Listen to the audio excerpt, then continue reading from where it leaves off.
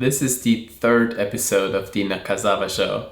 Today we're going to be talking about inclusion in a distributed world. It's going to take about 20 minutes, and today is the April 14th, 2021, and this is a topic that is really important to me. If you're an engineering manager looking to become an engineering manager, or an engineer looking to build a more inclusive team, this podcast or video or this post is for you. So let me narrate it for you.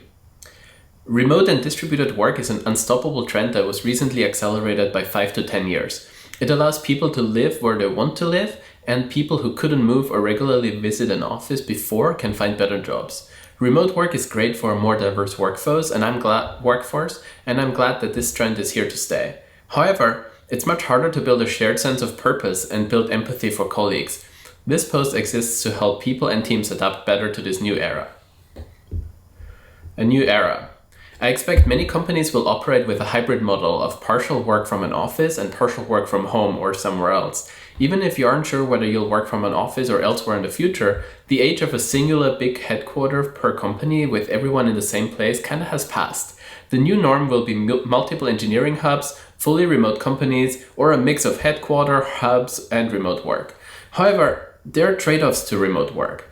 While many people prefer a silent home office because it makes them more productive, it can be an isolating experience. Some people mitigate this by attending co-working spaces, but that usually doesn't help build a shared sense of belonging with their own team.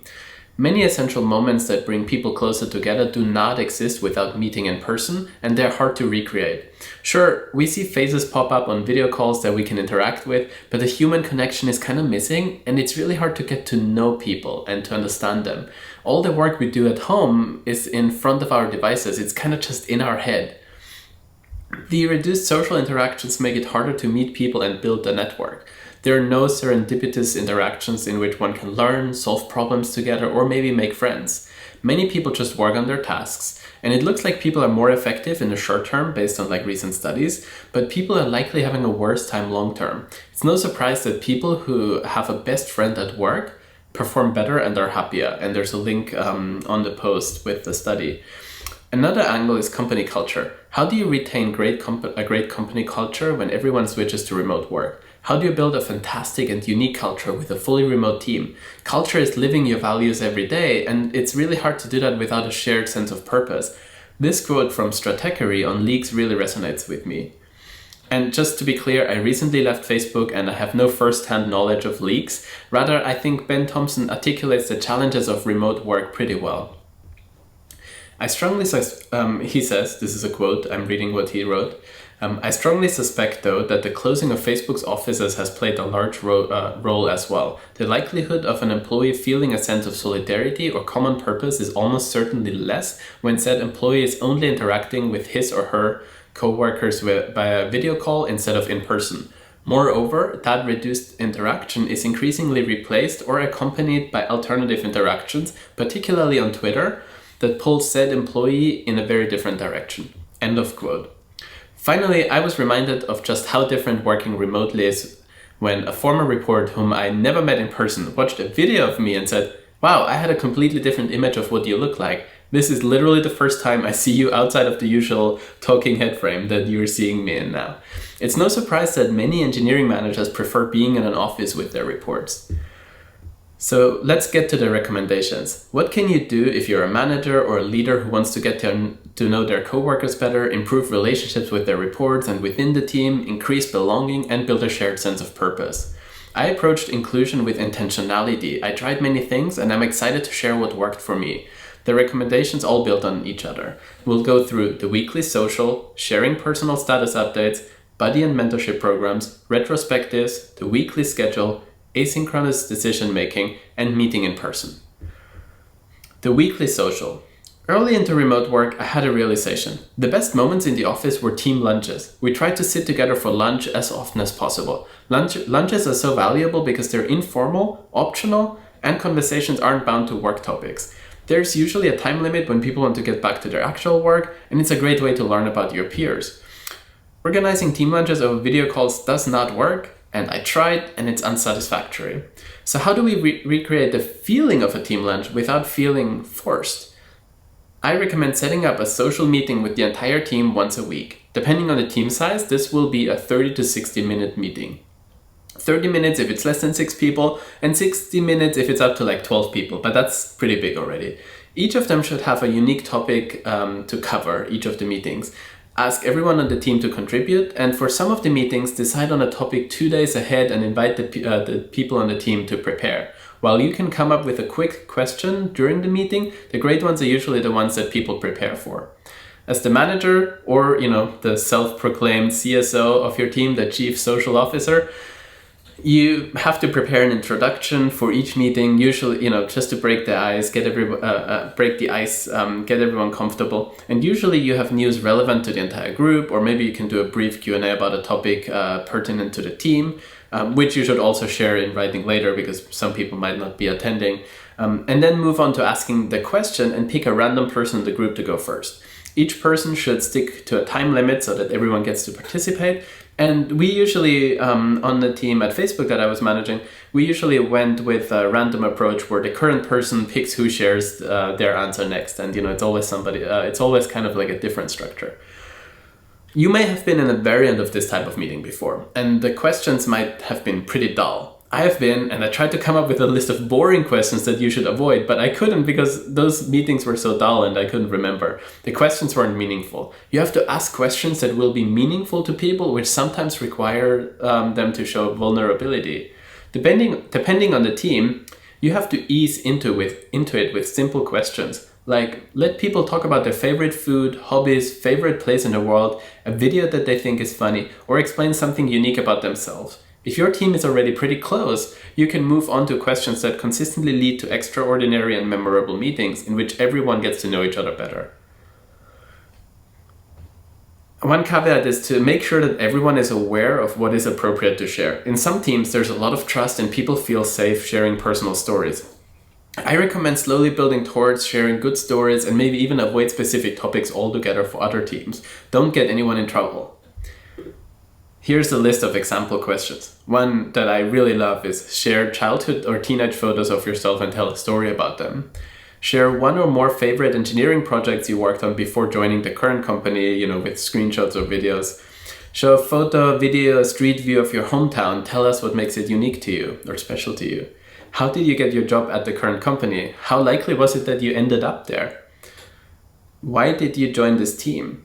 What is something that you'd like to improve this year, personal or work, that you'd like the entire team to hold you accountable for? If you weren't an engineer, scientist, researcher, designer, or whatever you are, what would you be instead and why? What's something that you did as a child and teenager that you miss doing? Tell us about something that you're still embarrassed about today. What's something dumb that you did as a child or teenager? Tell us about a trip, event, weekend where something went wrong. Or, if everyone has children, something like what makes your child or children so special to you? And, feel free to make your own questions. And please let me know if you come up with ones that work really well. I'll add it to the post. Not only will you get to know people, but you'll also learn to understand cultural differences across the team better. It'll help you be a better manager and makes people more mindful of each other's behaviors. Just to be clear, sharing has to be entirely optional. Nobody should feel pressured to share personal stories, and anyone can skip topics that are too personal for them. Usually, I prefer attendance to be mandatory, but sharing to be optional. It doesn't quite work when the meeting is optional and only a third of the team shows up each time. People may be shy or they prefer to be very strict about their separation between life and work. Approach it privately with them, ask about their reservations, recommend how they can participate if they want to, and agree on something that works for everyone. A lot of this can be preempted by proactively asking people for permission to start doing social meetings like this. If you do this every week, I guarantee you that the team that you're working with will be healthier within about 3 months. People will be happier, produce better results, and almost certainly they will trust each other more. The second one, share personal status updates. Let people know about your whereabouts. When working remotely, all you see is the output from people. Somebody sends pull requests at 7 a.m., 3 p.m. and 10 p.m. and wow, they must be working super hard all day. Observing that can lead to a lot of pressure and stress across the team as individuals may think they have to work harder too. What you don't see is when your colleagues aren't working. For example, in the previous example, maybe the person woke up and shared code that they wrote the day before, then spent time with the children until getting back to work between 3 p.m. and 10 p.m., during which time they also cooked dinner and took a break and whatnot. Other people may prefer to work out during the day and work late at night. As long as the entire team is available at a certain agreed upon time, and people don't miss meetings, that should be okay. It makes sense for everyone to share their schedule and availability. You can even do this as part of the weekly socials. What is your work schedule like? This exercise builds empathy for each other and makes people more mindful of everyone else's work-life balance. Besides, people should also announce deviations to their regular schedule. Like when somebody is missing a team meeting because they aren't well or they have an appointment. An extension that I've seen work on some teams is to share what people have been up to on weekends or what they cooked or ate during the holidays. Sharing such private information is not for everyone and all the teams. And I'm not talking about, tracking what your colleagues do in their personal life, but instead I'm asking them to voluntarily share things that they're comfortable sharing about themselves to lighten the mood. You can make the team more comfortable by telling them why it is so valuable to share more. And, feel free to point them to this post, video, or podcast. To make space for these updates and conversations, I like to have a private social chat for the teams I work with. Private so that nobody feels like they're sharing with the whole company, and social to set the expectation that it's okay to miss messages because they aren't work-related. The third recommendation that we're talking today is buddy and mentorship programs. Ensure that people don't feel lonely. It doesn't matter if they work alone or on a project, they lead a big team, or they have a big family at home. People can still feel lonely. Buddy and mentorship structures can provide support, both technical and personal. From the Management Starter Pack, a previous post, mentorship structures. Identify or create genuine situations in which people need to help each other out. Pair up new hires with a social buddy and a technical buddy. Pair up experienced people with each other to help them fill gaps. Mentorship structures ensure that everyone has at least one person besides their manager looking out for them. I usually suggest starting with weekly 30-minute meetings that can be increased in cadence or length if necessary. Buddies can set up informal meetings to catch a break and talk in a more relaxed setting. For new hires, it doesn't stop there. Buddies can recommend and maybe even set up meetings with other people on the team or the organization. This makes new hires feel like other people are interested in getting to know them. Mentors and buddies have the added benefit that they can take on management work and therefore free up their manager's schedule for other tasks. Mentors can improve the team as more people will be aware of how individuals are doing, and as a manager it's helpful to check in about how mentees are doing. Maybe a mentor picked up on something that's bothering someone on the team, but the mentee doesn't feel comfortable sharing that with their direct manager. Maybe somebody isn't enjoying their project. Perhaps they're stuck. It's easy to miss these things when you're not working in the same room together, and more people checking in with each other will surface those issues sooner. The fourth recommendation is retrospectives. Organize retrospectives to take collective ownership of the team's direction and give everyone an opportunity to propose improvements. I'm not too fond of processes just for the sake of process. I much prefer to pick specific things from established processes and then work that may work with a particular team. One of those is doing retrospectives targeted at collectively driving the team towards a specific outcome, be it understanding a mistake that was made, learning how to improve things for themselves, or exploring what they'd like to work on next. I know the purpose of a retrospective is to look back, but almost always, the reason to look back is to figure out how to do better in the future. These meetings tend to take longer than any others, usually between 90 and 120 minutes. They require preparation and a lot of coordination. Because of that, I generally don't recommend doing more than one retrospective every 3 to 6 months. I like to prepare a collaborative whiteboard such as Excalibur that everyone joins and works on together. The topics are agreed upon before and shared ahead of time so that everyone has a chance to prepare themselves. While every team is different, here are some of the topics and questions that I discussed in previous retrospectives. There are 3 categories. One is team focus. Celebrate a project, team member, or goal from the past 6 months. What worked well in the past 6 months that we should keep doing? What didn't work well that we should change? How can we work more effectively together remotely? Engineering or project focus. What are the systems, tools, products that have poor quality and need improvements? What are our partner teams? Who are the responsible individuals on our team? This one helps to identify communication structures and makes the team aware of their surroundings. And then third, how can we reduce the time spent on on-call duties? And then the third category is people focus. What's your highlight from the past 6 months? What's something that didn't go well that you'd like to improve? Why are you on this team? What will make you stay on this team? What new experiences would you like to make in the next 6 months? And how would you like to develop your career? I generally recommend people-focused retrospectives only for teams that already have achieved a high degree of trust. Only if people are willing to be vulnerable with each other does it make sense to discuss personal growth with everyone else around them. After each person adds their thoughts to the current topic or question, spend a bit of time discussing the answers. Try to identify common themes or disagreements while ensuring that people don't go off topic. On the post, there is an example of how would you like to develop your career should look like in a retrospective. And usually that requires everyone to create their own space on this virtual whiteboard, copy a box or make some sort of graph there, a chart or whatever, insert their name and then adjust the colors so that it kind of looks unique, and then list a few things that they'd like to improve on. I'm also on the post providing an example template that you can use to kind of get an idea and also an example of what a retrospective might look like.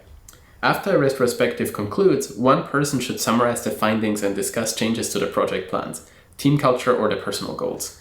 Retrospectives are helpful to identify what went wrong in the past and what could be done better in the future. Without following up, the same mistakes will happen again and issues will persist. The fifth recommendation is weekly schedules. When somebody gets stuck on a task in an office, they can turn around and ask a colleague for help immediately. Remote work adds friction and can slow things down.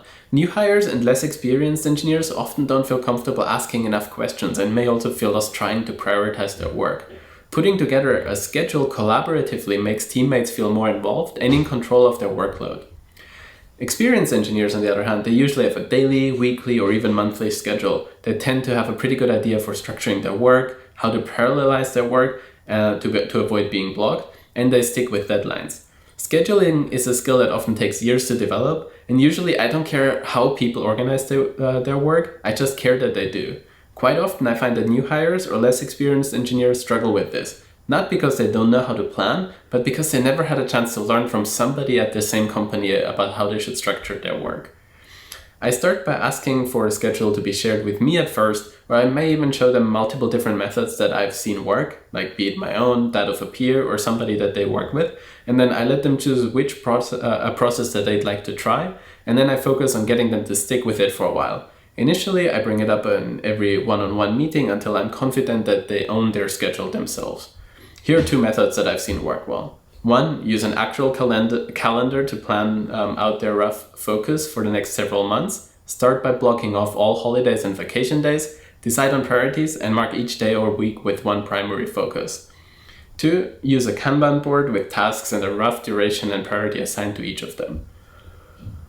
The initial schedule doesn't have to be completely accurate. It should be flexible enough so that changes can be made and communicated at any time. Again, I do not care about which process people follow as long as they have one that works for them and they don't even have to share it with me.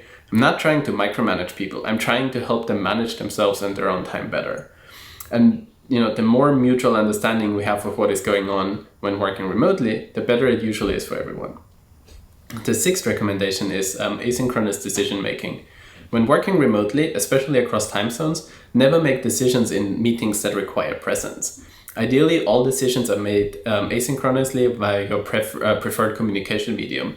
Not only does this take the pressure off of video calls, but it also ensures that everyone has a chance to participate in the decision-making process. Think of people who feel uncomfortable speaking up in meetings or people who are naturally quieter. Text-based decision-making equalizes many of these differences instead of letting a charming but loud person steamroll everyone. Asynchronous decision-making has the added benefit that it forces teams to document their decision-making process and the decisions that were made and why. Documentation makes it easier for new hires to gain context and for the team to look back at why something might have gone wrong. Sometimes an exception has to be made, and you have to make a decision in a meeting. Make sure you share the possible options and the trade-offs and preferences ahead of the meeting so that everyone has shared context. And the final recommendation is to meet in person. All of the above suggestions are useful when a team cannot work together in person. However, meeting up every 3 to 6 months for social activities is still the most effective way to get a team closer together. There are two types of offsites that I've been part of. One, the experience focus, team building exercises, hiking, climbing, playing games, going to a theme park, things like that. And the other one is open-ended, or offsites with an open-ended agenda, usually accompanied by a lunch or dinner, and then hanging out in a lovely space. One of the problems with experience-focused offsites is that they tend not to be inclusive. People may not enjoy hiking, they don't like specific games, or they have disabilities that prevent them from attending. That's why I prefer open-ended offsites that have just enough content or like activities to get people excited, but leave enough room to spark dozens of conversations. I like the ones that require traveling to a place. The time in a car or in a train with colleagues on the way there and back is unstructured and kind of relaxed in a way that's hard to recreate in other ways. More often than not, one or more people will have personal reasons for not participating, and that's totally fine. So don't make big decisions during offsites or announcements or anything like that, and be mindful of what people might be missing out on. Other recommendations, there are a ton more ways to make everyone feel included. Here are a few more. Participation, be aware of who isn't participating and why. Ask in private, nudge people gently to raise participation rates. Be mindful of the difference between not participating for a good reason and not participating because they don't feel confident speaking up. Exerting pressure to participate is never a solution. Consistency, be consistent with how you're treating people. Don't pick favorites, include everyone, and don't make awkward comments if people aren't willing to participate. Create a space where it's okay to decline things and don't pressure people. Belonging, make people aware of other groups that they should join. Ask them what they're interested in or direct them to groups that they may belong to. Identify opportunities. Many people don't feel comfortable asking for things. Watch out for their needs and recommend them or sign them up to optional programs to help them with their career. For example, I signed up many people for English as a second language classes that meaningfully improve people's verbal and written communication and then help them in their career later.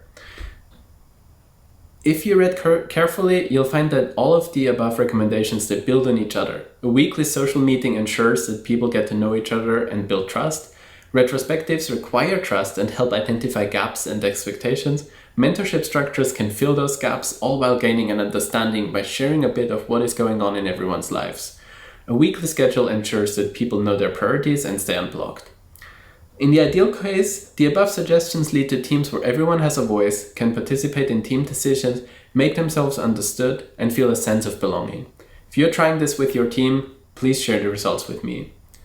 Please tweet about this article or share it with your friends and colleagues. Discuss it with the community. There's a link right below this video or near this podcast. Or email me. I'm really curious to hear what you think about this. Thank you so much for listening and have a great day.